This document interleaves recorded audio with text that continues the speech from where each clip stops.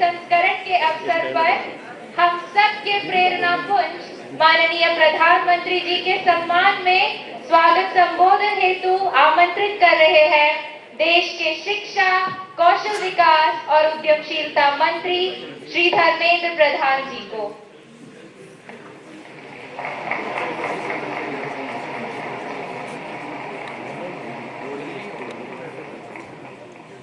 नमस्कार मित्रों, इस भव्य समारोह में, इस शिक्षा पर्व में मैं आप सभी की ओर से, देश की शिक्षा परिवार की ओर से, देश की लोकप्रिय जननेता, हम सभी के मार्गदर्शक माननीय प्रधानमंत्री श्री नरेंद्र मोदी जी का मैं हार्दिक स्वागत करता हूं।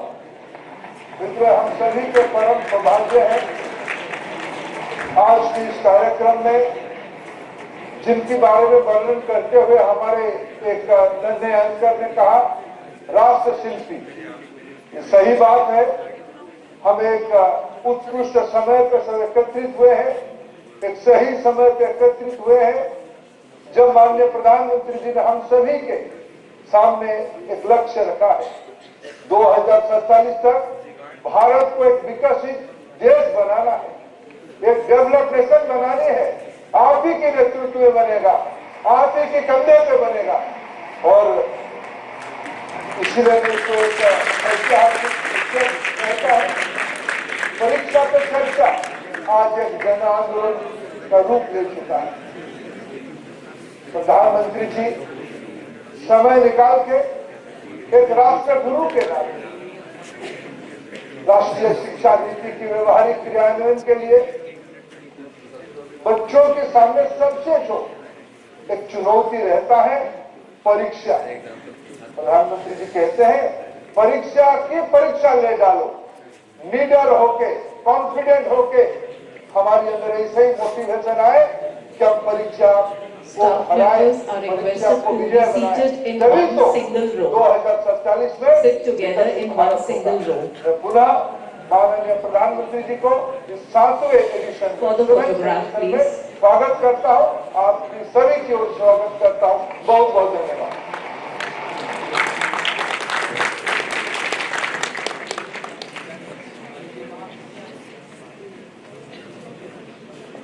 माननीय मंत्री जी, आपका हार्दिक आभार।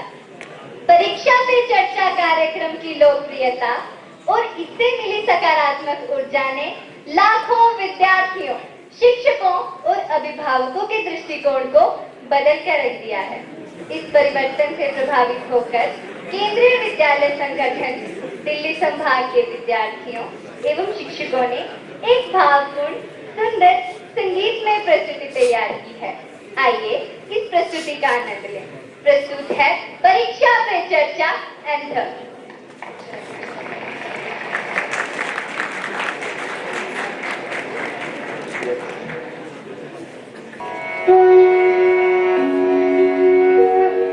इस बात की है चिंता, इस बात का है अब डर, कुछ भी नहीं कठिन है, हम ठान ले जो अगर जीवन परीक्षाओं से है भरा, आओ करें परीक्षा पे चर्चा।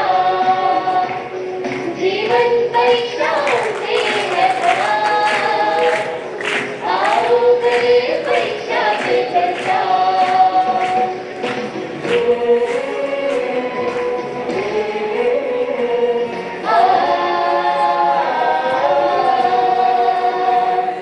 संघर्षों में मुस्काना और आगे बढ़ते जाना, सीखे प्रधानमंत्री जी से कठिनाई में राह बनाना। हाराए हो प्रतिकूल जब कर हिम्मत से अनुकूल सब, मन की बातों को समझकर मन की बातें समझाना, हमें विकसित भारत का संकल्प दिया। आओ करें परीक्षा पे चर्चा, हमें विकसित भारत का संकल्प दिया। आओ करें परीक्षा पे चर्चा। सानी दा पामा रे गमानी हा गमगरे, सरिगा रिगा रिगा रिगा सनिता। ये धरती राम और कृष्ण की हर दिन की परीक्षा जिनकी अध्ययन करे पूरे जतन से हम लेके प्रेरणा उनकी मेधावी प्रतिभाशाली रख दृष्टि अर्जन वाली कोई जीतने से क्या रोके जो हमने शपथ उठा ली देखो आदित्य को हमने लक्ष्य किया देखो आदित्य को हमने लक्ष्य किया आओ करें परीक्षा पे चर्चा हम सबको चलना होगा अब कदम से कदम मिलाकर जीतेंगे हर मुश्किल से शिक्षा की मशाल जलाकर कीमत समझे समय की और लगा दे जान की बाजी हर दिशा में भारत दमके रहते हो कदर प्रभाकर इस अमृत काल में खुल के मुस्कुरा आओ करें परीक्षा पे चर्चा इस अमृत काल में खुल के मुस्कुरा आओ करें परीक्षा पे चर्चा इस बात की है चिंता इस बात का है डर कुछ भी नहीं कठिन है हम ठान ले जो अगर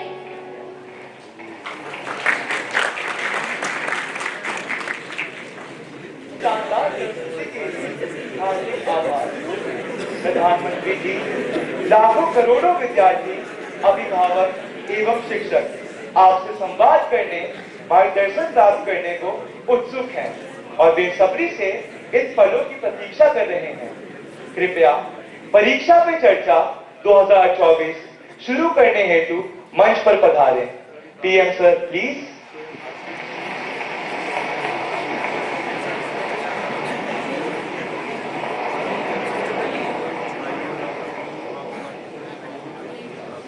नमस्ते।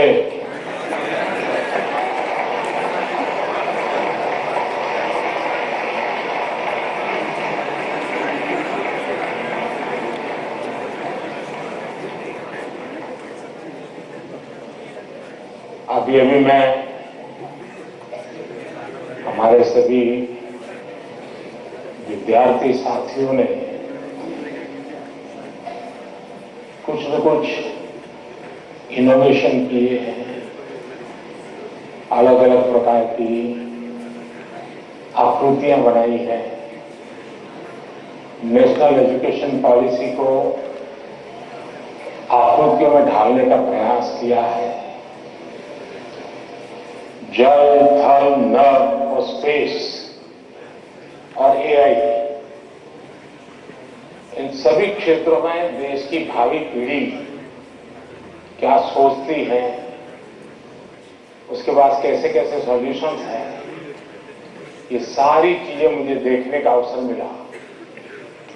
ऐसा लगा कि अगर मेरे पास 5-6 घंटे होते तो वो भी कम पड़ जाते।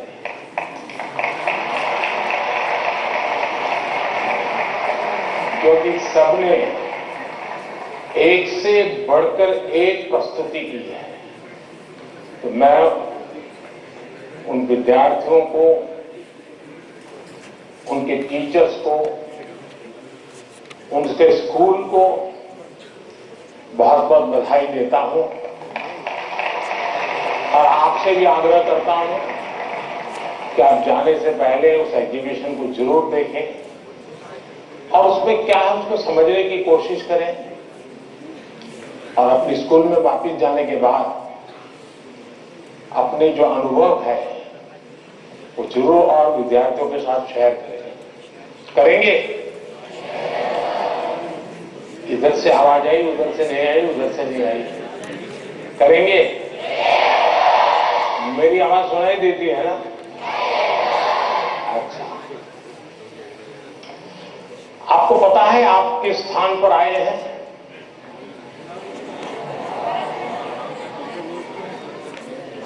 आप उस स्थान पर आए हैं जहां भारत मंडपम के प्रारंभ में दुनिया के सभी बड़े बड़े दिग्गज नेता 2 दिन बैठकर के यहां पर विश्व के भविष्य की चर्चा की थी। आज आप उस जगह पे हैं। और आप भारत के भविष्य की चर्चा आज अपनी परीक्षा की चिंताओं के साथ साथ करने वाले हैं। और एक प्रकार से परीक्षा पे चर्चा ये कार्यक्रम मेरी भी परीक्षा होता है। और आप में से बहुत से लोग हैं जो हो सकता है कि मेरी परीक्षा लेना चाहते होंगे। कुछ लोग होंगे जेन्युइनली जिनको लगता होगा कि जरूर कुछ बातें ऐसी पूछी जाए जिसका समाधान खुद को भी मिले, औरों को भी मिले। हो सकता है हम सब सवालों को तो एड्रेस न कर पाए, लेकिन ज्यादातर उन सवालों के कारण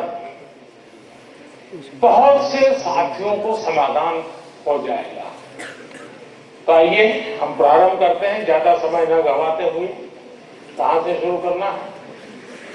मंत्री जी, आपके प्रेरक वचनों के लिए हार्दिक आभार।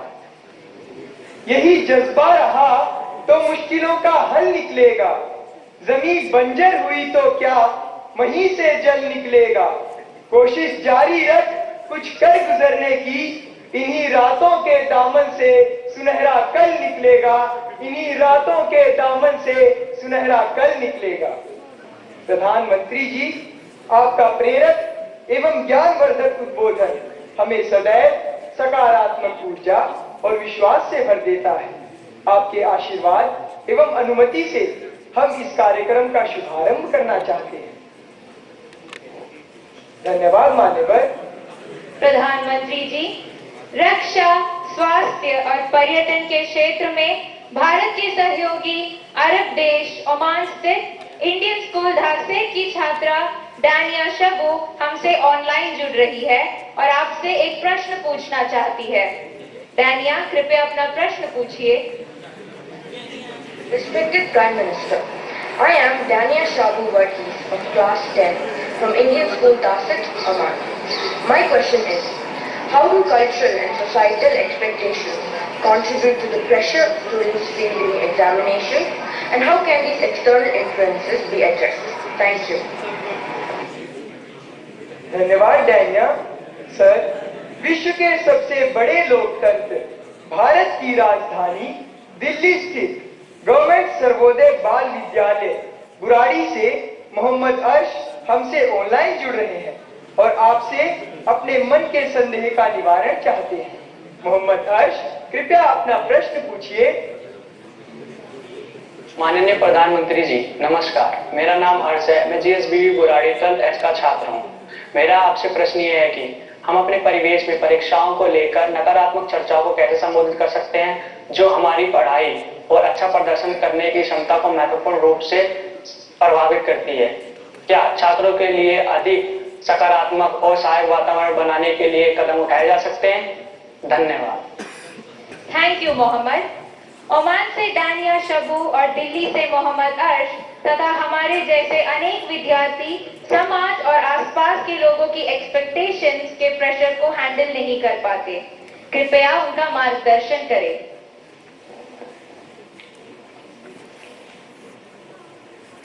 शायद मुझे बताया गया कि परीक्षा पे चर्चा का 7वां एपिसोड है और जितना मुझे याद है मैंने देखा है कि ये प्रश्न हर बार आया है और अलग अलग तरीके से आया है। इसका मतलब ये है कि 7 साल में 7 अलग अलग बैचेज इस परिस्थितियों से गुजरी है और हर नई बैच को भी इन्हीं समस्याओं का सामना करना पड़ रहा है। अब विद्यार्थियों की बैच तो बदलती है, लेकिन टीचर की बैच इतनी जल्दी बदलती नहीं है।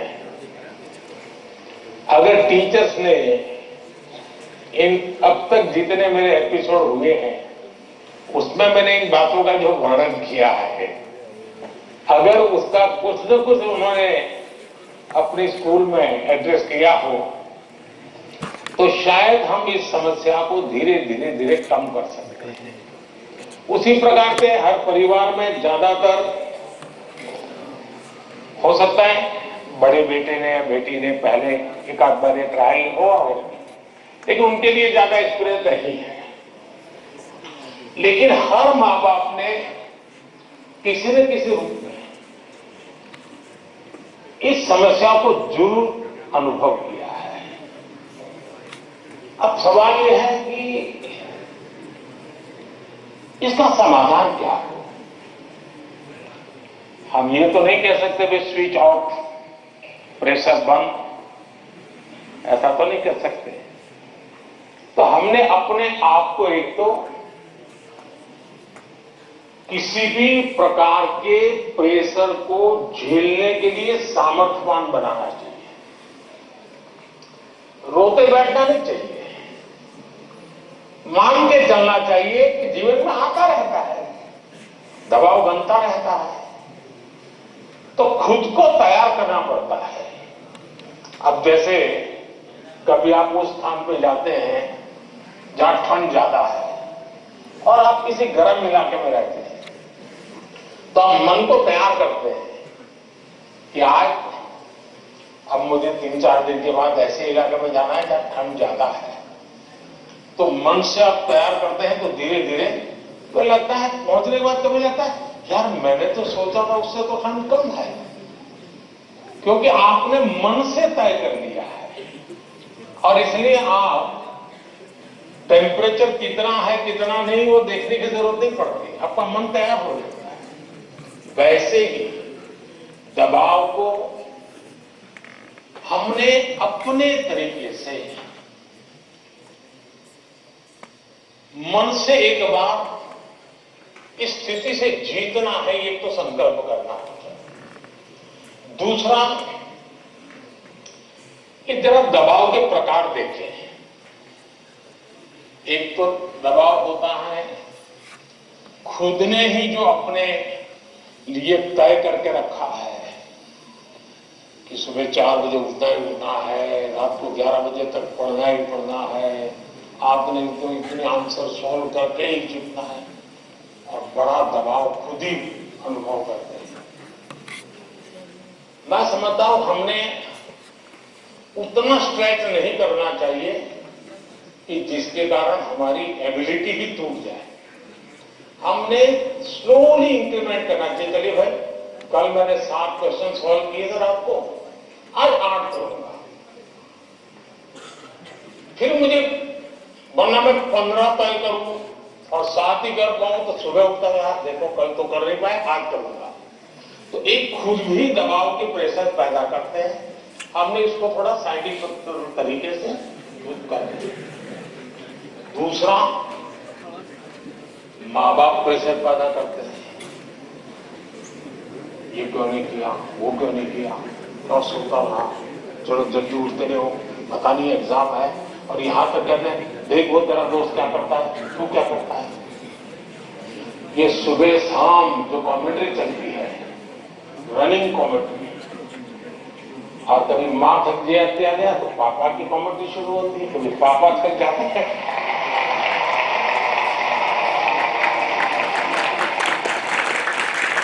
बड़े भाई की कमेंट्री शुरू हो जाती है, और वो अगर कम पढ़ता है स्कूल में टीचर की, फिर या तो कुछ लोग ऐसे हैं क्या उनको जो करना है कर लो, मैं अपना ऐसे ही रहूंगा। कुछ लोग इसे सिंसियर लेते हैं, लेकिन ये दबाव का दूसरा प्रकार है।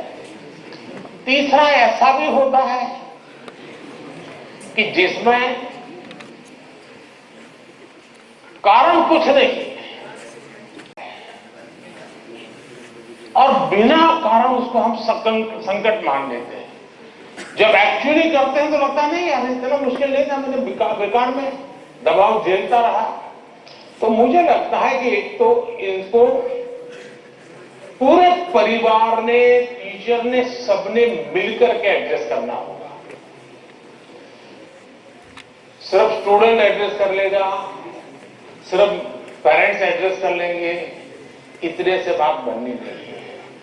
और मैं मानता हूं कि ये लगातार परिवारों में भी बातचीत होती रहनी चाहिए। हर परिवार ऐसी स्थितियों में कैसे हैंडल करता है उसकी चर्चाएं होनी चाहिए। उसकी एक सिस्टमेटिक थियरी के बजाय हमने धीरे धीरे चीजों को इवॉल्व करना चाहिए।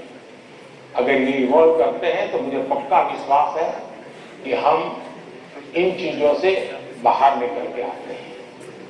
धन्यवाद।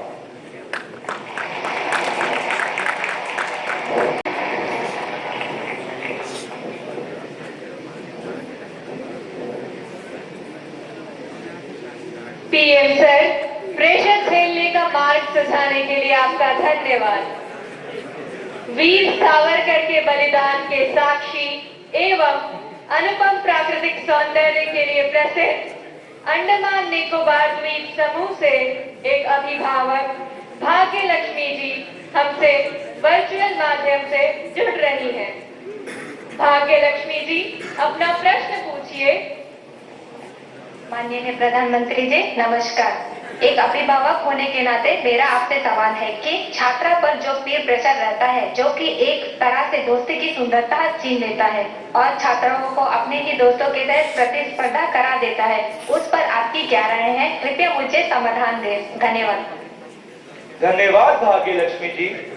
विश्व को सत्य, अहिंसा और धर्म की त्रिमूर्ति प्रदान करने वाली भूमि गुजरात स्थित पंचमहल के जवाहर नवोदय विद्यालय की छात्रा दृष्टि चौहान प्रधानमंत्री जी आपसे अपनी समस्या का हल जानना चाहती हैं। दृष्टि, कृपया अपना प्रश्न पूछिए। माननीय प्रधानमंत्री जी नमस्कार। मैं दृष्टि चौहान जवाहर नवोदय विद्यालय पंचमहल में कक्षा 6 की छात्रा हूँ।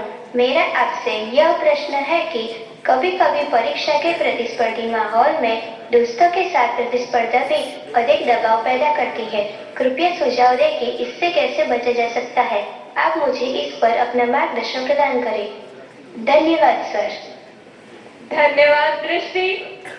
नेचुरल ब्यूटी से भरपूर, बारिश की पहली बूंदों से भीगने वाला राज्य केरल में स्थित केंद्रीय विद्यालय क्रमांक 1 कालीकट से स्वाति दिलीप हमसे ऑनलाइन जुड़ रही हैं और आपसे अपना प्रश्न पूछना चाहती हैं।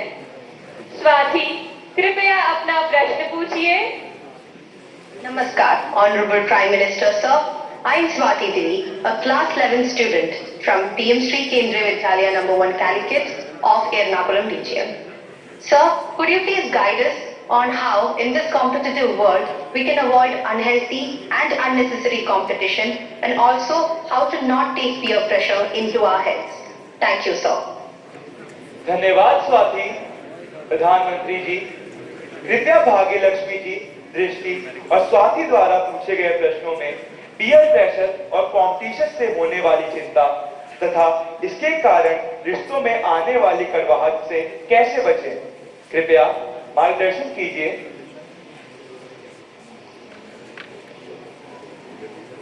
अगर जीवन में चुनौतियां न हो, स्पर्धा न हो, तो फिर जीवन बहुत ही प्रेरणाहीन बन जाएगा, चेतनाहीन बन जाएगा। कंपटीशन होनी ही चाहिए, लेकिन जैसे एक सवाल में पूछा कालीकट से बच्चे ने, हेल्दी कंपटीशन, तो कंपटीशन हेल्दी होना चाहिए। अब आपका जो सवाल है वो जरा डेंजर है और वो मुझे चिंता कराता है। शायद मुझे भी इस परीक्षा पे चर्चा पे इस प्रकार का सवाल पहली बार आया है। देखिए, कभी कभी इस प्रवृत्ति का जहर, ये बीज पारिवारिक वातावरण में ही बो दिया जाता है। घर में भी माँ बाप, दो बच्चे हैं तो दोनों के बीच में कभी एक के लिए अच्छा बोलेंगे, कभी दूसरे के लिए। तो कभी तुम दो भाई बहन में भी या दो भाई में भी या दो बहनों में भी देखिए, माँ ने उसको तो ये कह दिया, मुझे ऐसा कह दिया। एक इस प्रकार की विकृत स्पर्धा का भाव जाने अनजाने में परिवार के रोजमर्रा के जीवन में बो दिया जाता है। और इसलिए मेरी सभी पेरेंट्स से आग्रह है कि कृपा करके बच्चों की इस प्रकार की कंपैरिजन, अपने ही संतानों की ऐसी कंपैरिजन मत कीजिए। उसके अंदर एक द्वेष का भाव पैदा कर देते हैं और वो परिवार में भी कभी न कभी लंबे समय के बाद वो बीज एक बहुत बड़ा जहरीला वृक्ष बन जाता है।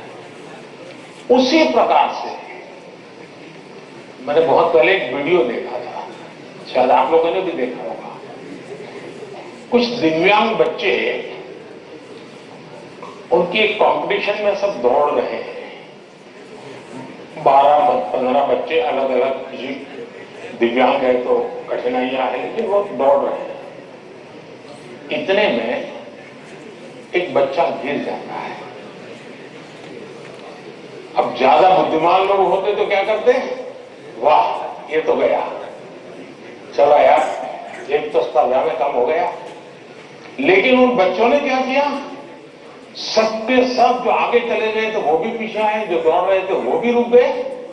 पहले उन सब ने उसको खड़ा किया और फिर दौड़ना शुरू किया।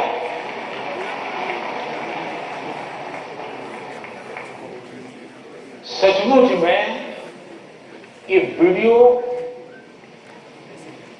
दिव्यांग बच्चों के जीवन का भले होगा, लेकिन हम लोगों को भी ये बहुत बड़ी प्रेरणा और बहुत बड़ा संदेश दे देता है।